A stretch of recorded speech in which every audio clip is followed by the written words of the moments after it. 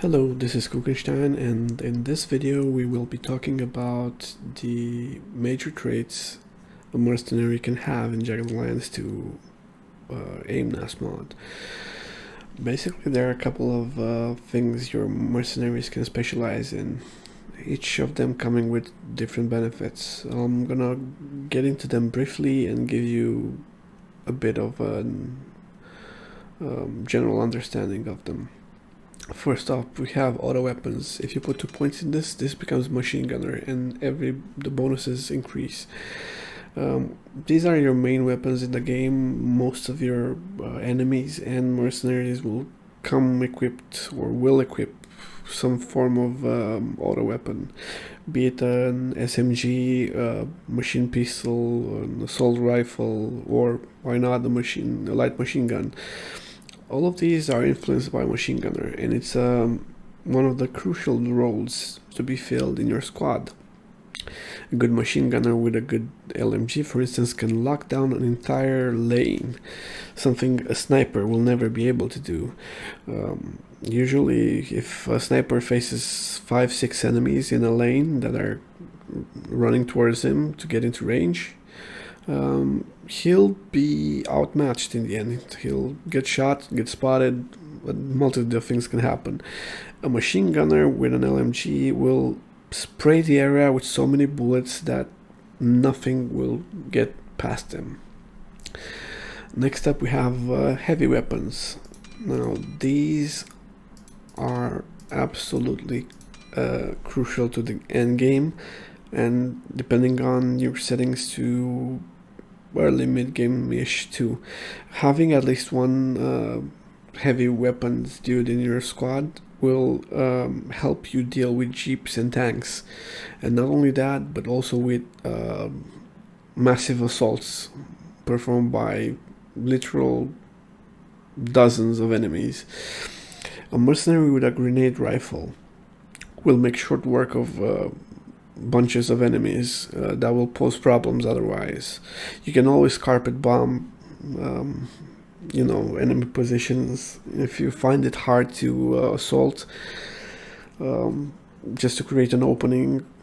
There's so many things a bombardier, heavy weapons mercenary can do, and having at least one of these in your squad, preferably, is a good idea.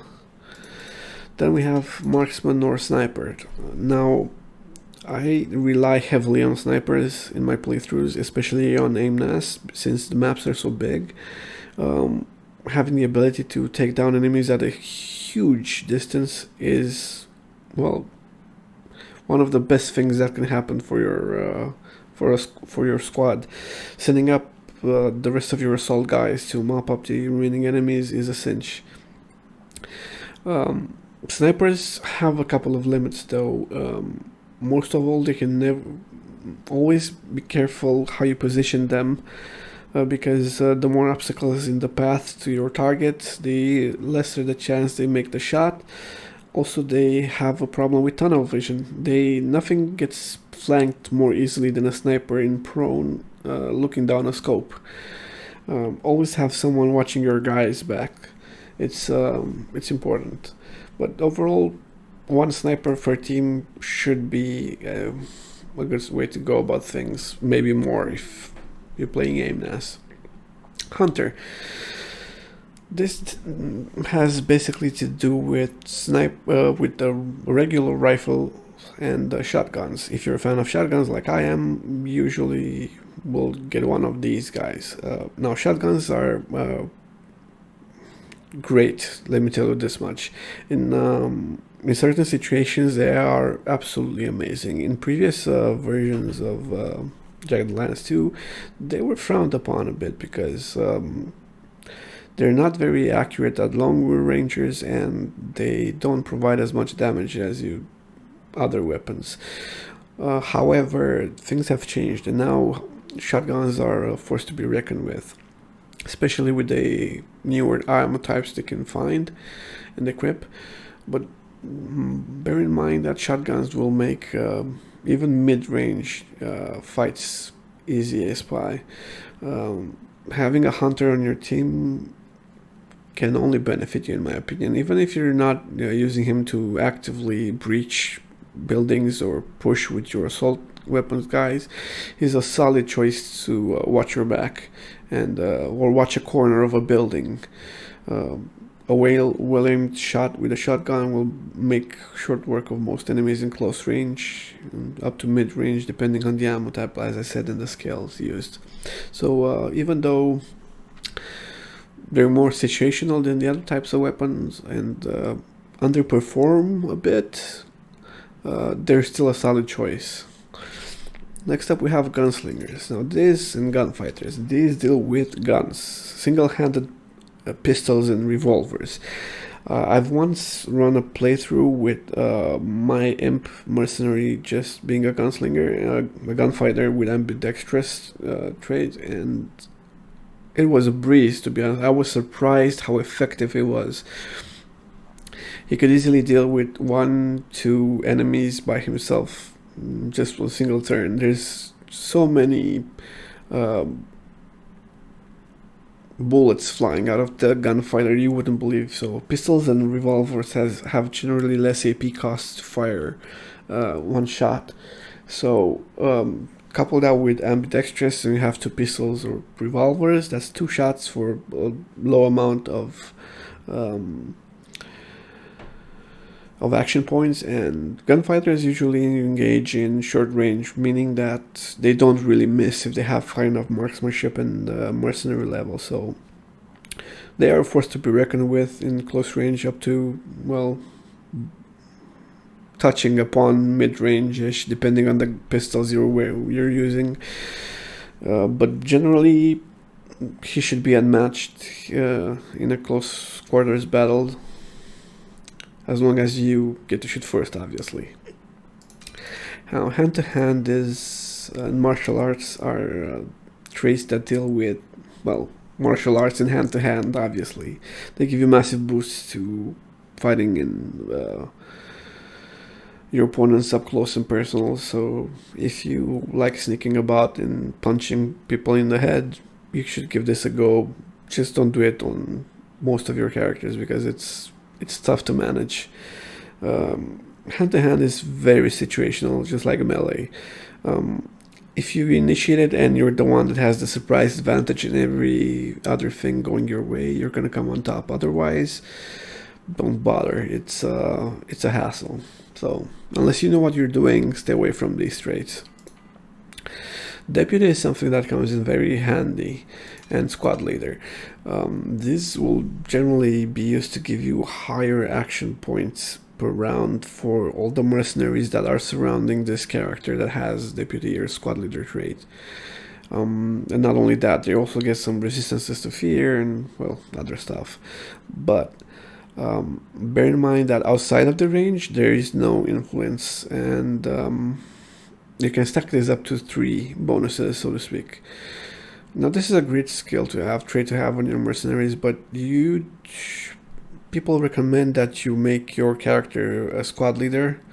I say don't bother with it. There's already enough deputies in the game to stack as many bonuses as you want, so just focus on a weapon so you feel good about your mercenary killing enemies by himself easily and having insane turns, rather than boosting the effectiveness of other mercenaries around him. But then again, it's your playthrough, so you decide what you play. If you want to be a squad leader, go ahead. You'll get a lot of nice bonuses out of it. Next, these are the more technical skills. They don't pertain to combat as much. Engineer deals with repairing, and technician also is the lower rank, deals with repairing your items. You generally need 1 engineer per squad. But that's about it. One guy to repair your items in between combats is enough. He also can lockpick the doors, so get him a locksmith kit or special knives that can be used for the same function, and you're good to go. Paramedics and doctors are vital to your war efforts. You need to have at least 2 people. Well, at least you need to have at least 1, but around 2 is the number to go with doctors for your squads. Simply because of the fact that your doctor might get hit and he's going to have to get some treatment from, guess what? Guess who? Another doctor. Always invest in doctors. They're a good choice. And they're, like I said, crucial. You're always going to get hit by something. Next, we have Covert Ops and Spy. These are amazing. I usually have try to get at least 1 Spy or Covert Ops individual per squad, in case it's an assault squad. If I use the squad for defensive purposes, I don't bother because there's no point, but every assault squad should have 1 of these guys. Let me tell you, they are the best spotters you could ever wish and dream for. Regular spotting is done at a risk. You have people that run in front of your snipers and long-range individuals to identify threats and locate their position on the map. They can be spotted in turn and be shot at, so it's a risk. A spy, however, can just mingle around the enemy, see where everyone is at, just notice their patrol routes, and you can set up some very nice ambushes or silent night attacks. It's amazing. Just bear in mind that you should have pretty piss poor gear on your spy. Anything above the disguises pay grade, so to speak, is gonna raise flags. Also, you cannot aim at people and try not to stay too close to the enemies. Also, run away from their corpses. Otherwise, your disguise is gonna get broken and you're gonna be in heaps of trouble. So, as a sum up of the major traits. Generally, like I said, my squads are usually 1 spy, 2 medics, 1 repair guy. Then I go into 1 or 2 snipers. That's about 7 dudes, and the rest 4 is going to be 1 heavy weapons and 2 auto weapons, and a hunter or 3 auto weapons.